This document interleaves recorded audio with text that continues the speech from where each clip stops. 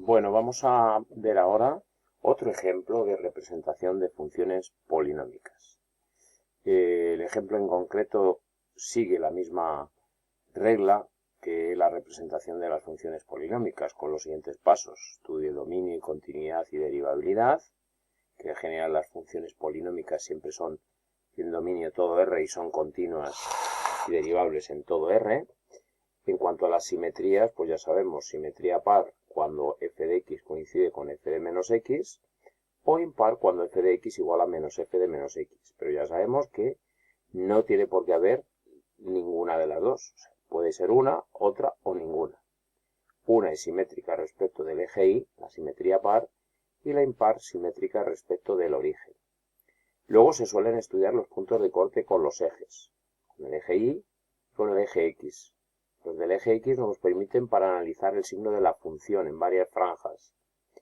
En cuanto a las asíntotas, pues las polinómicas no tienen ni asíntotas verticales, ni horizontales, ni oblicuas, pero tienen ramas parabólicas. Los intervalos de crecimiento y decrecimiento y extremos locales, estudiando la primera derivada, los intervalos de concavidad y convexidad y puntos de inflexión con el estudio de la segunda derivada, y finalmente se representan todos los datos que se han estudiado y se han calculado. Comencemos con el ejemplo de la función. Es la función polinómica 3x cuarta menos 4x cubo. Bueno, en cuanto al dominio es todo R, porque es una función polinómica y es continua y derivable en todo R. Bien.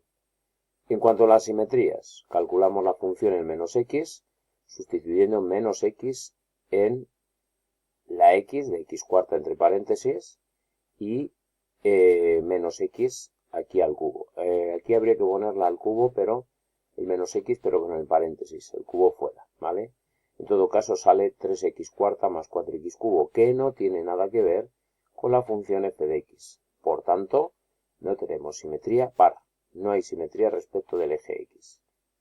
Si calculamos ahora menos f de menos x, a partir de lo anterior, pues haría menos 3x cuarta menos 4x cubo, que tampoco tiene que ver con f de x.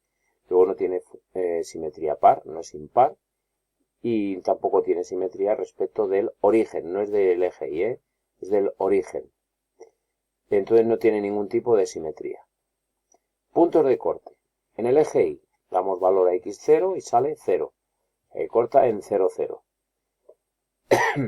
En el eje X, pues resolvemos la ecuación f de x igual 0 y obtenemos que x cubo saca factor común por 3x menos 4.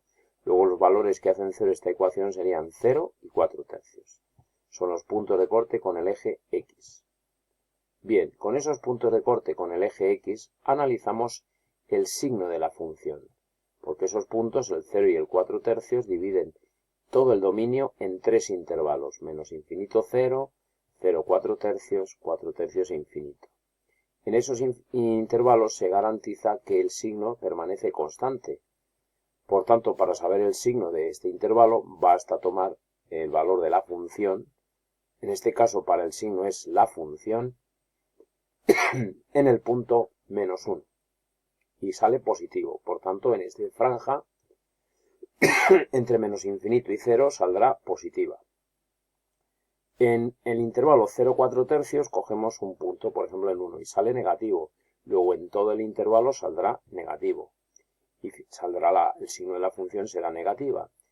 Y la función en 2, que es un punto mayor que 4 tercios, sale positiva. ¿Con esto qué tenemos? Pues que podemos dibujar, sabemos dónde se puede dibujar la gráfica. Fijémonos que tenemos en x igual 0 y x igual a 4 tercios, divide todo en tres franjas. La franja de menos infinito a 0 solamente existe para la zona positiva, es decir, en esta zona azul no existiría función. Entre 0 y 4 tercios solo existe función en la zona negativa, en esta franja inferior. En la zona azul no habría función. Y finalmente, entre 4 tercios e infinito, solamente habría función en esta parte superior, ese cuadrante, y no habría en la zona azul. Con lo cual, la función irá dibujada solamente en esas zonas en blanco por medio del signo. Veamos ahora las asíntotas. Bueno, como es una función polinómica no tiene ni asíntotas verticales, ni asíntotas horizontales, ni oblicuas, pero sí tiene ramas parabólicas. Si calculamos el límite en el infinito de la función, utilizaríamos el monomio de mayor grado, sabemos que es 3x cuarta, saldría infinito. Lo mismo ocurriría si hacemos el límite cuando x tiende a menos infinito. Saldría más infinito, lo cual quiere decir que hay dos ramas parabólicas, es decir, que la función se escapa por el primer cuadrante, este cuadrante que aparece aquí a partir del 4/3, y por el cuadrante segundo. Eso se llama ramas parabólicas. Lo siguiente, ¿qué podíamos ver respecto de los intervalos de crecimiento y decrecimiento? Bueno, pues primero calculamos la derivada. La derivada es 12x cubo menos 12x cuadrado.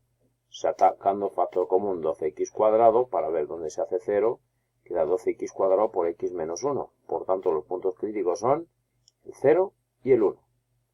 Pues bien, con esos dos puntos críticos, ahora lo que podemos hacer es analizar mediante una tabla todo el signo de la derivada primera.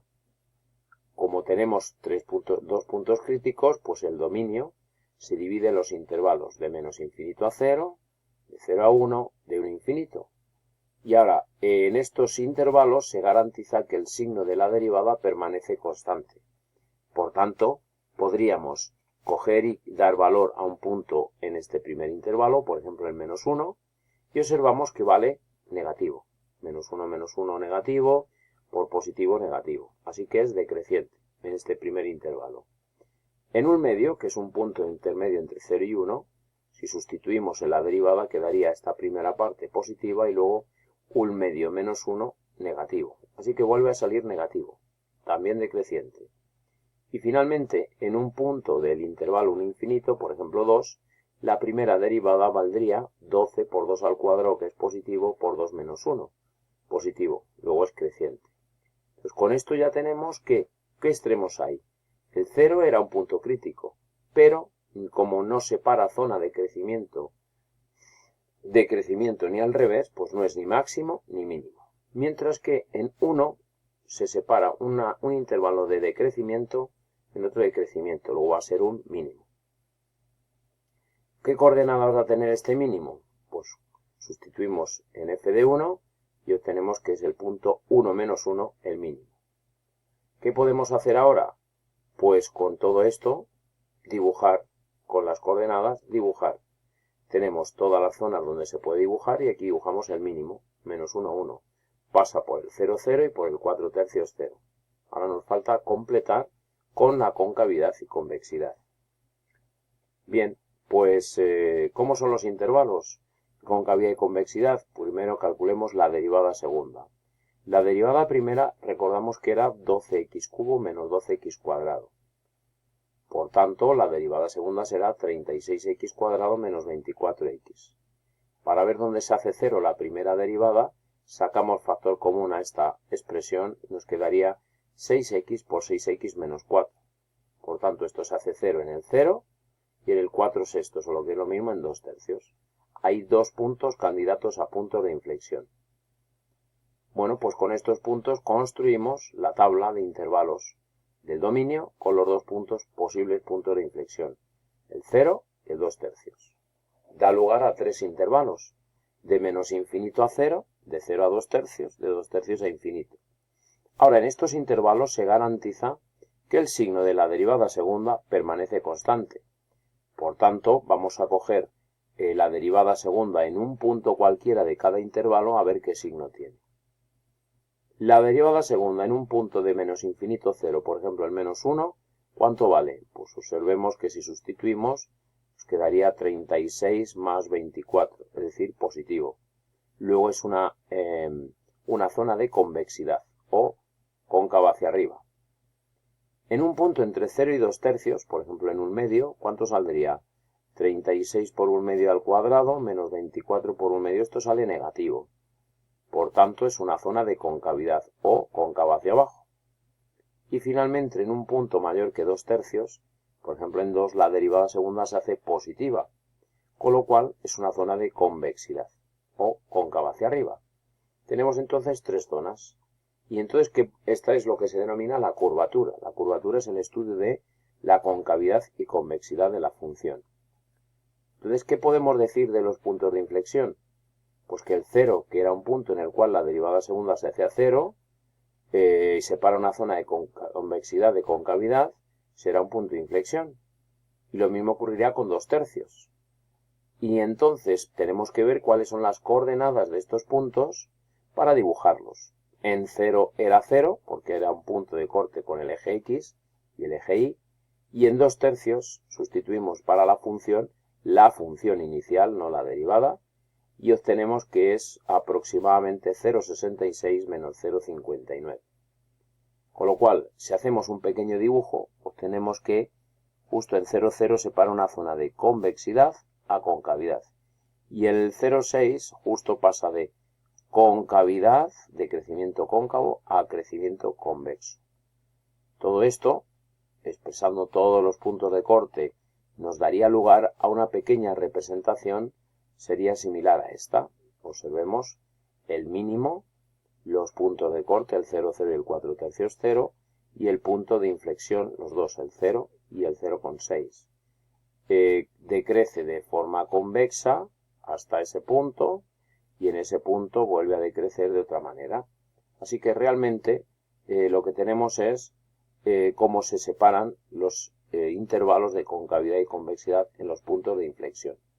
Si lo dibujáramos utilizando el GeoGebra, vemos aquí qué es lo que sucede exactamente con ese punto de inflexión en el 0, 0, en el 0,6 menos 0,5 y luego el mínimo que tiene. Bueno, pues esto sería el segundo ejemplo de representación de funciones polinómicas.